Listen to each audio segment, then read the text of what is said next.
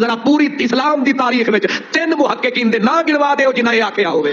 لہذا امام احمد بن حنبل والی روایت سندن ٹھیک ہے متنن ٹھیک ہے. اور لیکن خواہ یہ مسند احمد کی روایت ہے، اس کے حوالے سے دو جو محدثین ہیں بزرگ ہیں ان کا کلام بالکل واضح ہے. مفتی احسان صاحب نے پیش کیا امام حسمی کے حوالے سے، تو مولوی صاحب نے ہضم کر کے مولوی صاحب کہتے ہیں 3 بندے لے آؤ میں تسلیم کروں گا. مولوی امام حسمی اسی روایت کو لے کر آپ فرماتے ہیں کہ رواہ احمد فیہ عطاء بن الصائب وقد اختلط، کہ یہ مسند احمد کی جو روایت ہے اس میں عطاء بن صائب ہیں جنہیں اختلاط ہو گیا تھا. اب بتائیے کیا امام حسمی کو حماد بن سلمہ نظر نہیں آ رہے؟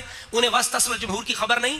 حماد بن سلمہ کو دیکھ کر بھی امام حسمی کہہ رہے ہیں کہ یہاں اختلاط موجود ہے. تو امام حسمی بھی ابن حجر کے ساتھ کھڑے ہو گئے کہ حماد بن سلمہ نے اختلاط میں بھی عطاء بن صائب سے سنا ہے. اور آگے البدایہ کے اندر ابن کثیر رحمۃ اللہ علیہ نے آپ نے ابن کثیر پر بھی یہ کہا، جی ابن کثیر نے بھی روایت کو نقل کیا، تو آپ نے یہاں بددیانتی سے کام لیا. ابن کثیر کا فیصلہ آپ نے بیان نہیں کیا.